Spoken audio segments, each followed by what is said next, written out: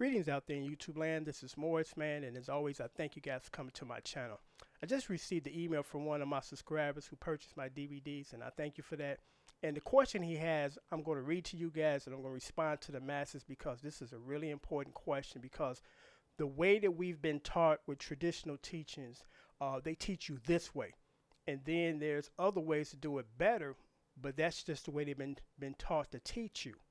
And ever since I can remember being a young kid and a grown man, that I question things, and I don't question them in a disrespectful manner, negative manner.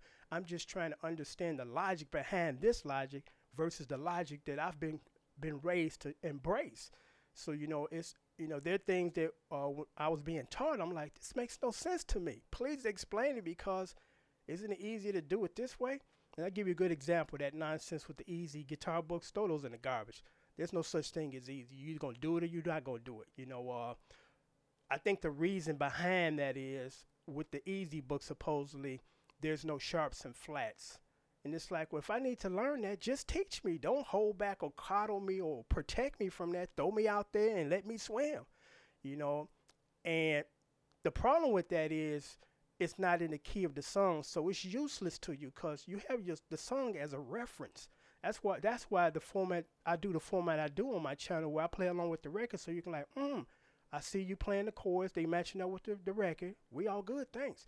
And still, we doing it in a different key, and you can't go to the record and play along to see if you're making any mistakes or if you're right. So I never understood that. But that's just, I think. Well, I'm not gonna say that because I don't know. I'm not gonna sit here and assume anything. But it made no sense to me. But here is the question from Mr. Cunningham. It says, "Thank you. Will these chords," and he's referring to what I teach you in my DVDs, "will these chords also help me learn to change keys within a song and help me do a bridge section? If not, do you have a disc that specifies that? If you have it, I'll buy it from you." It's real simple. Throw the key signature nonsense out the window. I repeat, throw the key signature thing out the window. Don't worry about what key you're in, because here it is in a nutshell. It's real simple. When you learn the chords to the song, just play them. I repeat, when you learn the chords to the song, just play them. Don't worry about what key you're in. Don't worry about the B section. Just play the chords in the song. If you learned the songs and know the chords, it's just that simple. What's more important than key signature, just learning and identifying structure of song, which I do teach you in DVD number 7. That's more important, because that key signature, it's not necessary unless you're trying to play solos or do something on the fly. And most professional bands don't do nothing on the fly. We prepare, we learn, and we play.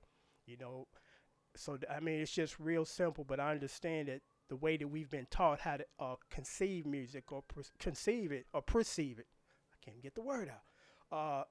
Understand it, comprehend it is different, and it doesn't have to be that, because again, his question was, as far as would this help me, and it's like, just play the chords. Don't worry about what key you're in.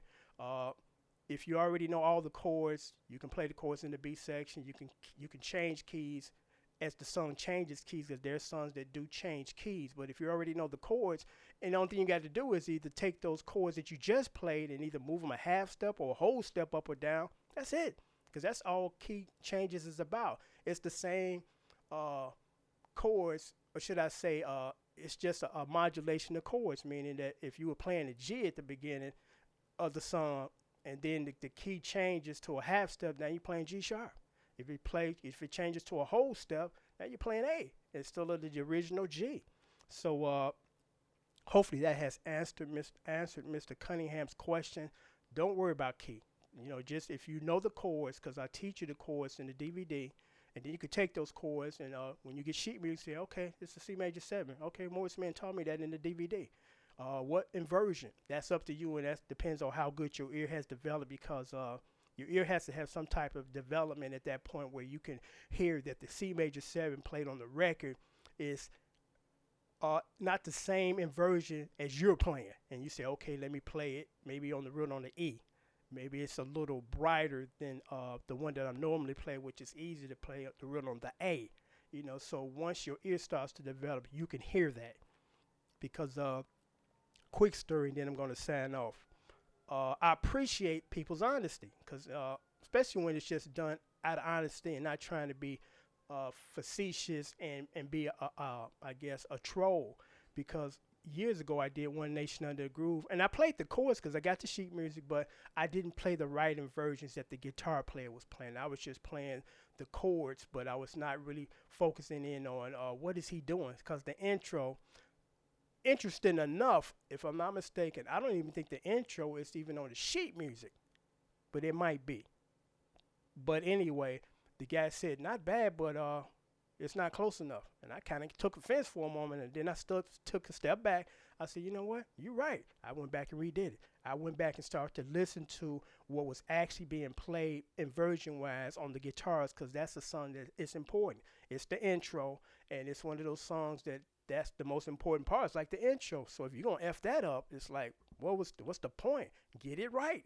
Because there are songs you can make inversion changes, and it won't offset and throw things off, you know. But that is one song that you can't do that with, and another one is Love Roller Coaster. You got to play it exactly like Sugarfoot did, where he's playing triads instead of bar chords. And the reason why he's playing triads because he got that pinky loose, and he can do that da da da da da da da da da da da. Got to have that pinky to do that.